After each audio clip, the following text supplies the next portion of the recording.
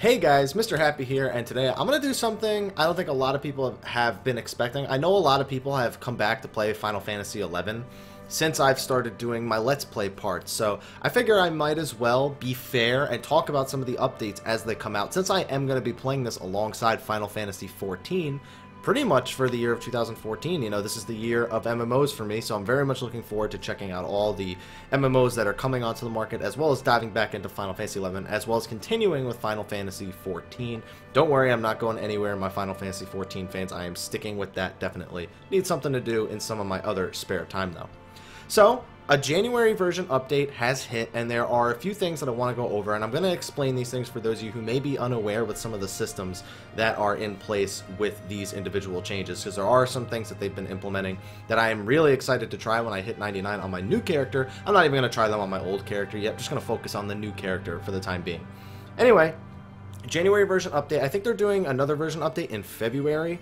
And they've been doing one every month. They did one mid-December, now mid-January, now mid-February is the next one. So let's go over some of these changes. Now, Records of Eminence have undergone a few additions and adjustments. Now, Records of Eminence are basically quests that either are repeatable or not repeatable that are accessible through your quests menu in the game.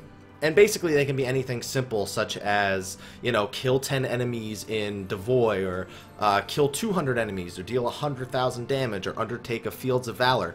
They pretty much take up anything, and they're a really good way of generating not just EXP, but also items and currency called Sparks. And Sparks can be used for starter gear at level 99. You can use it for a few other things too, but not going to go too in-depth to that.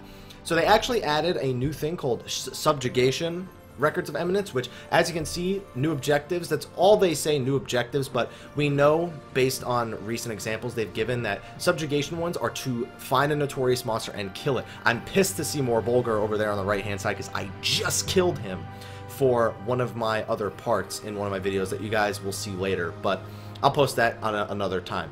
So subjugation, they also added a few other ones, but I'm going to get into those as I'm doing my Let's Plays individually.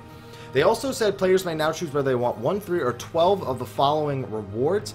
These are a bunch of reports. Some of them I recognize and some of them I don't.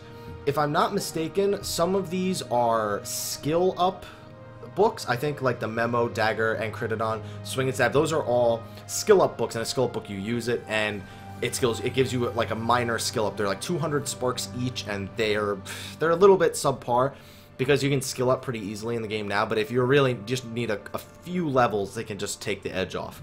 The time period in which players might undertake limited time challenges has been adjusted, so this is all in JST, unfortunately, so I don't really understand it, but it does give out the exact schedule of which ones will be where. It looks like there are now 3 limited time challenges per day, and that you only have 2 hours to actually complete them. You used to have like 12 hours to complete a limited time challenge. It was something ridiculous. You would just have it all the time. So this can mean that the limited time challenges, the copper vouchers, are going to be more readily available. Copper vouchers you can use for a plethora of items, I'm going to say that, and including Plutons, which are quite expensive right now. The price in those will probably go down because of the accessibility of these copper vouchers. And of course, just, I don't know why, event related, they added home points for the following locations: Upper Dugfoot Tower and the Shrine of Mrhappy. And we're going to go over why they did that in the next one. So, battle related. Now, since the December patch, they said they wanted to add stuff for max level characters. They've really wanted to give people these really difficult encounters for people to work on. And last month, what they did was they did the 5 Archangels. The Hume, Taru, Galka, Elvon, and Mithra. They revamped all of them with multiple difficulties, and they also revamped Divine Might, and those fights are supposed to be extremely hard, especially if you're not severely overgeared for them. They just massacre people who are going into them. What they've done this patch is they've reintroduced, and I'm sorry for not pronouncing this right, Kam'lanaut and Eald'narche. So those are the 2 brothers of the Xylardian expansion. So they now have multiple difficulties, and that's why these home points were added up here. Also, joining the fray, they have key items for entering these battlefields. These are just what you have to do. You have to exchange actually merit points in order to get into these fights. You had to do that for the Archangel fights as well. This one is, these are where you can get them. You can get them from Port Winders, Port Pistock, or Northern Sandoria. So if you're a level 99 and you're looking forward to that, or if you're coming back to the game and you're looking forward to that, get your 20 merits. Get either the Stellar Fulcrum one for Kam'lanaut or the Celestial Nexus one for Eald'narche. Get your party together. Make sure you got some sick gear, because these fights are probably going to be pretty rough. It says level 95 or greater and cleared the original missions. You're probably going to want to be 99. Regarding to difficult levels, boss strength, number, drop rate of spoils, content increase with each difficulty. So, as you can see, very easy, designed for 113, not that bad. Easy and normal are 116 and 119, and difficult and very difficult are 119 and above. So you really have to be decked out in order to do those last two difficulties. So, hopefully 113, 116, and 119 are doable for most people, with difficult and very difficult being extremely hard. They probably just hit ridiculously hard. I doubt they have new mechanics or anything. Boss strength, number, and drop rate of spoils. And it seems that it's just the... I don't know if there are spoils individual to the higher level ones. And I guess we can look around right here, but it just looks like... It just looks like it's more spoils, or the drop rate on spoils, I guess I should say. So, and in order to enter difficult to very difficult, you do have to beat it on normal, by the way. So... mission, battlefield, boss, entry restrictions. These are just more things out of the way. And now we're looking at spoils. So, you get artifact armor from killing these bosses. Specific items required to reforge chest and legs for your artifact armor to make them level 99, which is awesome. Relic, mythic, and Imperial weapons. Item needed to reforge. These weapons can be acquired on normal or above.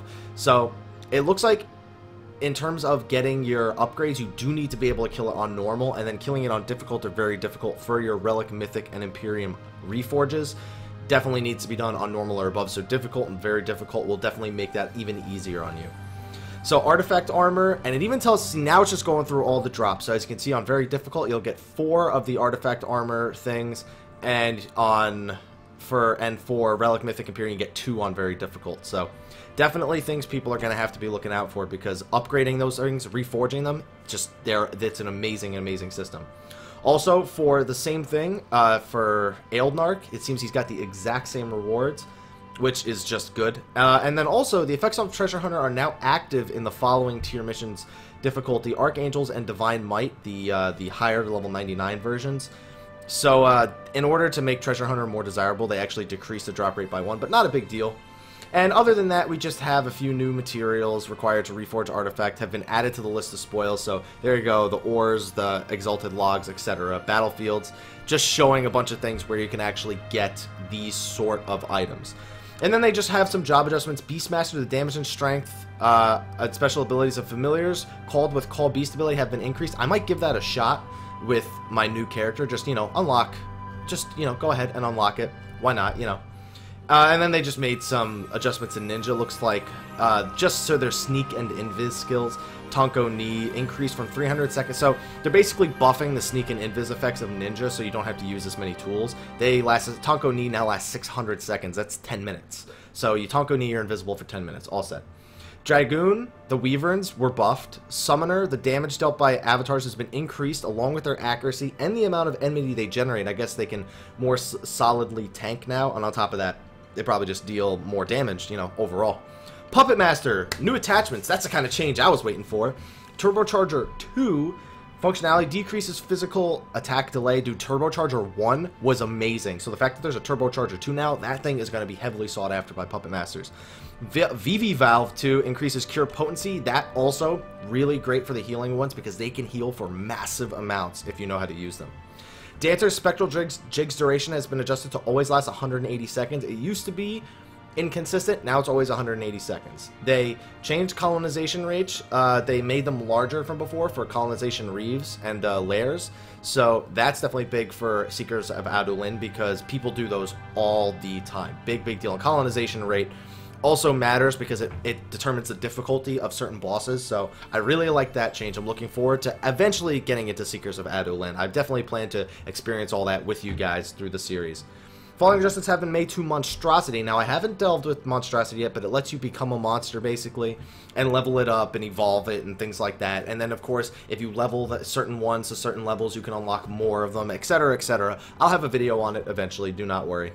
So he can now grant support effects to manipulators in exchange for infamy, so you can get these effects on your Monstrosity if you're, I guess I'm just going to call the monster a monstrosity. And that's all. And it's just a nice little buff to the system. The attribute grant 1 additional song effect has been added to Colibri and Stake 3. I like that. Item related, real quick. Some new recipes, new items, and adjustments to the methods for obtaining certain items have been changed. Apkalo that inhabit Mrhappy Ravine now drop Apkalufa, and a costume may now be obtained instead of Moko Grass when harvesting in Yorkia Weald. And then just some system-related things. Ignore Faith. They just added a new macro command, and then they show what the sub-commands are. I really like when they do that. Falling currencies have been added to the currency menu. Just a bunch of things. Why is that one in Japanese? That bugged me out. Oh, okay, maybe not. Anyway, Traverser Stones, Void Stones, Koopa Freed Corundrums. Just a bunch of currencies being added. And then, of course, a few new things to the auto-translate function. And then just a bunch of bug fixes. You know, widescan during campaign battles. I don't really feel like going through too much of this, because there's a lot of them here. An issue with Record to Eminence wherein exchanging amount vouchers while in possession of over 50,000 Fields of Valor points will cause the quest Sakura to Sid to reset and cause any weapons entrusted. Oh, that's a pretty big one. But anyway, guys, just a bunch of changes I wanted to go over. Those of you who've been thinking about getting back into the game, I just wanted to go over some of the changes that they're making, and this is what the, so far, monthly updates have been like. Small little things, definitely quality of life things, as well as adding these big battlefields to help people upgrade their mythics, relics, and artifacts, etc. And I'm looking forward to getting into that eventually on my new character when it hits 99. But anyway, guys, thank you for watching. Be sure to like, favorite, subscribe, and share for more Final Fantasy 11, Final Fantasy 14, just Final Fantasy information and videos, MMO videos too. Got a lot planned for the year 2014. Of course, be sure to follow me on Facebook and Twitter where you can get regular updates about these kind of things and about, you know, Final Fantasy 11, 14. Ask me questions if you want, whatever you want to do. And, of course, you can follow me on Twitch where I do stream Final Fantasy 14. Might stream some Final Fantasy 11 in the coming days. Not so sure about that. And I have Final Fantasy February coming up where we're going to stream Final Fantasies 1 through however far I can get. But Lightning Returns we're also definitely streaming that month. But anyway, guys, thank you for watching. And until next time, take care.